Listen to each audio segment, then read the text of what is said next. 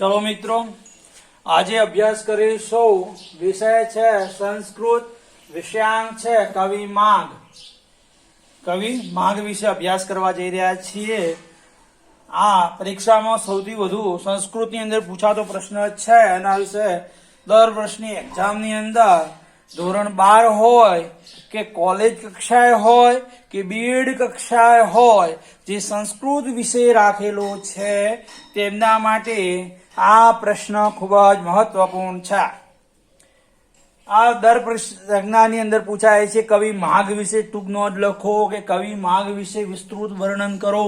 आवो प्रश्न अथवामां पण आपेलो होय छे। बरोबर। कवि माघनी अंदर एवो प्रश्न पूछी शकाय, तयो संति तयो गुणाः, त्रणेय गुणो जेनामां समायेला छे एवी રીતે प्रश्न पूछी शके। कां तो संस्कृत कोटेशन आपी दीधे, उपमा कालिदासस्य भारवी अर्थ गौरवम दंडीनम पल्लालित्यम तयो संति तयो गुणाः कवि माघस्याय, एवो प्रश्न पूछाई शकाय।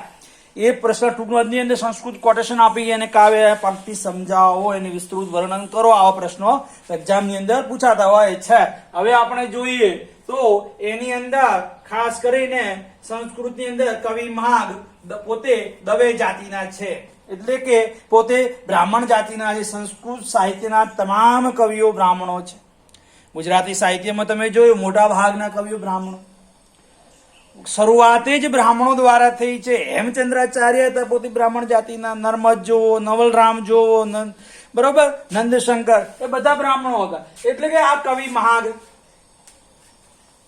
આમાં પણ વિષ્ણુ શર્મા, પંડિત વિષ્ણુ શર્મા, ભારવી, દંડી, એ બધા બ્રાહ્મણો દ્વારા, બ્રહ્મગુપ્ત, આ તમામ શાસ્ત્રો બ્રાહ્મણો દ્વારા। એટલે કે એમનું નામ છે કવિ માઘ દવે। એમનું મૂળ નામ છે વાલ્ભા દવે। કવિ માઘને વાલ્ભા દવે તરીકે ઓળખવામાં આવે છે। હવે એ સંસ્કૃત કવિ છે। એમનો જન્મ ભીનમાલની અંદર, જે ભીનમાલને શ્રીમાલ નગર તરીકે ઓળખવામાં આવે છે, એનો ઇતિહાસ ખૂબ જ રોચક ઇતિહાસ છે ભીનમાલ। આ ભીનમાલ એ ગુજરાતની પહેલા રાજધાની કહેવાતી। ગુજતા ભૂમિ ઉત્તરથી માંડી અને કચ્છ સુધીનો જે વિસ્તાર પટ્ટો જે હતો એ ભીનમાલથી જોડાયેલો હતો। ઉત્તરથી કચ્છ, મેવાડ અને મારવાડ એમની સાથે જોડાયેલું છે। અને કવિ માઘને જાલોરા બ્રાહ્મણ તરીકે પણ ઓળખવામાં આવતા હતા। ભીનમાલની અંદર એમનો જન્મ થયેલો હતો એટલે એમને પણ જાલોરા બ્રાહ્મણ તરીકે પણ ઓળખવામાં આવતું। એમનો જન્મ ભીનમાલની અંદર થયો અને એ પોતે 7મી સદીના અંતમાં, એટલે કે 8મી સદીની શરૂઆતમાં અને 7મી સદીના અંતમાં એમનો જન્મ થયેલો હોવાનું મનાય છે। વિક્રમ સંવત 727 ઈસવીસન પૂર્વે। હવે એમના પિતાની વાત કરીએ તો એમના પિતાનું નામ છે દધેકા દવે, માતા છે બ્રાહ્મી, સર્વચર્ય સરસ્વતી અને લક્ષ્મી। એમની માતા છે બ્રાહ્મી, સર્વચર્ય અને સરસ્વતી, એના ઉપનામ છે, મૂળ માતાનું નામ છે બ્રાહ્મી। એમની પત્ની છે માલહણા દેવી। એને કોઈ લોકો એમને લક્ષ્મી તરીકે ઓળખે છે। એમનું ગોત્ર છે મુદુગલ ગોત્રની અંદર ઉત્પન્ન થયેલા મારવાડી બ્રાહ્મણ છે। અને એમની શાખા છે માધ્યાનંદની। એમનો વેદ છે યજુર્વેદી બ્રાહ્મણ કહેવાય છે। અને તેમને જ્ઞાન છે, એમને બચપણની અંદર જે જ્ઞાન શીખવા મળ્યું તે જ્ઞાન એમને મેળવ્યું, વેદાંતનું જ્ઞાન મેળવ્યું, ઉપનિષદનું, ભૂગોળનું, મંત્ર, તંત્ર, ધર્મશાસ્ત્ર, પુરાણો, ઇતિહાસ, જ્યોતિષ, છાન, સંગીત વગેરે, રાજનીતિ વગેરે વિશે જ્ઞાન હતું। એમનામાં જ્ઞાનની ક્યાંય કોઈ કમી ન હતી। અને ભારતીય કવિઓ માટે એ કવિ માઘ અતિ દુર્લભ કવિ છે। અને એમનું સૌથી મોટું એમને મહાકાવ્ય જે રચ્યું છે શિશુપાલ વધ વિશે રચ્યું છે। 20 સર્ગની અંદર વિભાજિત કર્યું છે। અને એમને લખ્યું પ્રત્યેક સર્ગની રચના શ્રી લક્ષ્મીના ઉલ્લેખથી કરેલો છે। પ્રત્યેક સર્ગની રચના કરી તો શ્રી લક્ષ્મીના ઉલ્લેખથી જ કરેલો છે। અને તેને એના માટે તો એવું કહેવાય છે કવિ માઘ મારવાડી બ્રાહ્મણ, એમનો ભીનમાલમાં જન્મ થયેલો, એમનો સૂર્ય સમાન તેજસ્વીતા બતાવવામાં આવી છે। એમનામાં એવી તેજસ્વીતા હતી કે સૂર્યના જેમ સૂર્યના કિરણો પડે તેવી રીતે કવિ માઘ છવાઈ ગયેલા। એમની તિથિ પૂર્ણિમા મહાગરી, તિથિ પૂર્ણિમાનો દિવસ એટલે કે પૂનમના દિવસે એમનો જન્મ થયેલો હોય. તિથિ પૂર્ણિમા મહાગરી, સાહિત્ય સૂર્ય ઉદય હો. સંસ્કૃત સાહિત્યની અંદર તમામ કવિઓ, તમામ ભાષાઓના કવિઓમાં સર્વશ્રેષ્ઠ કવિ તરીકે જો ગણના થતી હોય તો એ કવિ માઘની થાય છે. તિથિ પૂર્ણિમા માગરી, સાહિત્ય સૂર્ય ઉદય હુઓ. શ્રીમાલ નગર રે મોય બાલક માગરો જન્મ હુઓ. શ્રીમાલ નગર એટલે કે ભીનમાલની અંદર બાલક માગરો જન્મ હુઓ. जिस समय शिक्षा दीक्षा ली दान प्रेम सी, दानी और महाज्ञानी हो. दानवीर બન્યો અને મહાજ્ઞાની થયો. જે કર્ણ થયો, કર્ણને પોતાની દાનવીરતા બતાવી છે, એના કરતી પણ સવિશેષ દાનવીરતા બતાવવામાં ભારતીય કવિઓની અંદર કે ભારત દેશની અંદર જન્મેલા કવિઓમાં સૌથી ઉચ્ચ હરોળનું સ્થાન મેળવી શક્યો હોય તો પંડિત માઘ છે. કહેવાય છે તિથિ પૂર્ણિમા માગરી, સાહિત્ય સૂર્ય ઉદય હુઓ. શ્રીમાલ નગર રે મોય બાલક માગરો જન્મ હુઓ. जिस समय शिक्षा दीक्षा ली प्रेम सु, दानी महाज्ञानी हुओ. शिशुपाल वध जग जाहिर हुओ. धन्य धन्य महा कबीरो नाम हुओ. धन्य धन्य है श्रीमाल धरा, जिस धरती पर महाकवि महागरो जन्म हुओ. એમને શિશુપાલ વધ નામનું મહાકાવ્યની રચના કરી છે. એટલે તમે જો મહાકાવ્યની રચના થાય, શબ્દો સાંભળજો, મહાકાવ્ય જ્યારે રચાય તેની શરૂઆત સર્ગોથી થાય છે, સર્ગથી થાય છે. અને સર્ગ એટલે કે શ્રી લક્ષ્મીથી કર્યું. કેમ સર્ગથી થાય છે? દરેકની રચના અલગ અલગ પ્રકારે થાય છે. નવલકથાની રચના થાય તો એમાં ઘટના હોય. આ કવિએ પોતાની મહાકાવ્યની રચના કરી ત્યારે સર્ગથી કરી છે. કવિઓ એ કુદરતી જન્મે છે, કવિઓ બનતા નથી, જન્મ લીધા પછી નથી બનતા. એટલું યાદ રાખજો, કારણ કે શબ્દો છે એનામાં કુદરતી જન્મે છે. એ કોઈ દેખાદાખી કે ચાલાચાલુથી કરતા નથી. કોઈ નવલકથા લખનારો જે કોઈ હોય એ કવિ નથી, એને કવિ કહેવાતો નથી. કારણ કે એને જોયેલી ઘટનાઓ ઉપર એને આધારિત વર્ણન કર્યું છે ને ઘટનાઓને ઉલ્લેખિત કરે છે. જ્યારે કવિ પોતાની અંદરની રહેલી શક્તિને ઉજાગર કરે છે, બહાર લાવે, સુષુપ્ત શક્તિઓ અંદર રહેલી હોય છે. ગમે ત્યાં બેઠો હોય ત્યાં એને કવિતા લખવા માટે શું શબ્દો ગૂંથવા પડતા નથી કે ગ્રંથ ભંડોળવું પડતું નથી. કોઈ ચોપડીઓ ખોલીને શબ્દો કાઢીને કોઈ કવિતા નથી રચના કરતો. એની અંદર છંદ પણ જળવાઈ રહે છે, કુદરતી જન્મે છે.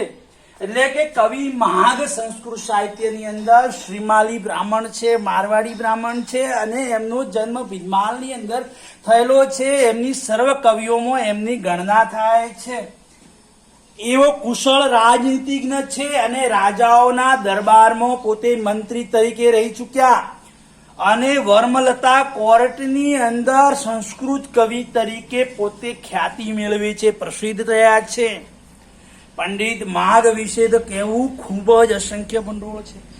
જ્યોતિષ શાસ્ત્રનું પણ ખૂબ જ જ્ઞાન ધરાવતા, ખગોળ શાસ્ત્ર વિશે, અને એમનાની અંદર કોઈ પણ કવિઓ તુલના કરી શકે તેમ નથી.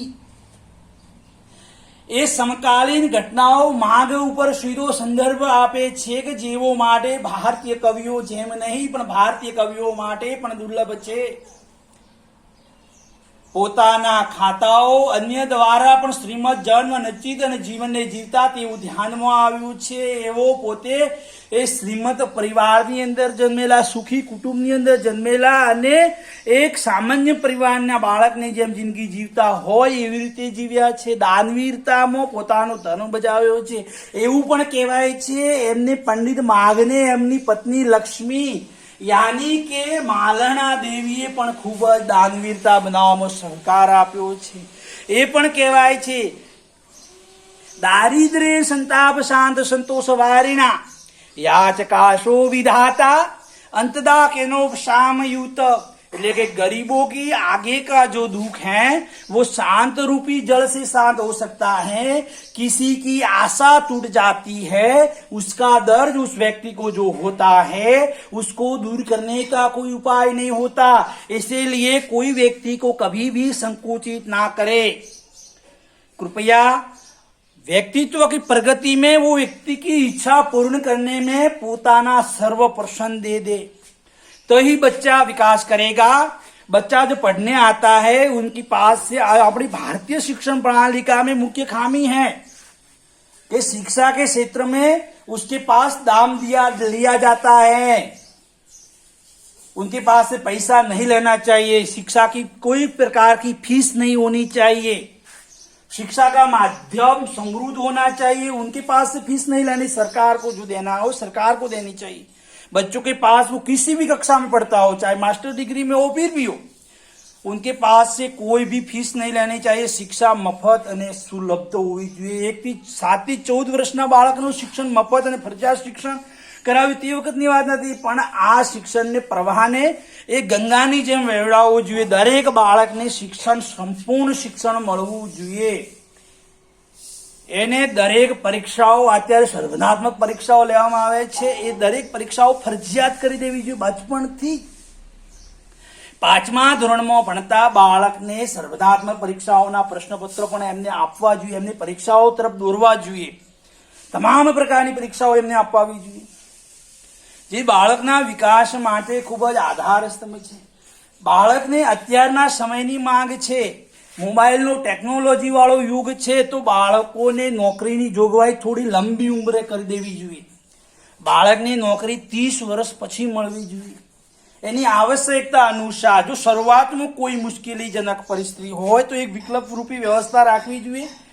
એને સરકારી નોકરી 21 વર્ષની ઉંમર આપવાની હોય તો એને અલગ ક્ષેત્ર આપવું જોઈએ, જેનાથી એમના સમાજના પરિવારથી અલગ રહી શકે અને કોઈ પ્રકારનું ગલત કાર્ય એના દિમાગની ધન સંપત્તિથી ના થાય, સમાજના વિકાસમાં મહત્વનું બને તે પ્રકારની વ્યવસ્થા સમાજે અને રાષ્ટ્રે પૂરી પાડવી જોઈએ। અને માણસને અત્યારના સમયમાં 30 વર્ષ પછી નોકરીની જોગવાઈ હોવી જોઈએ અને શિક્ષણ એને સંપૂર્ણ રીતે પૂર્ણ કરેલું હોવું જોઈએ।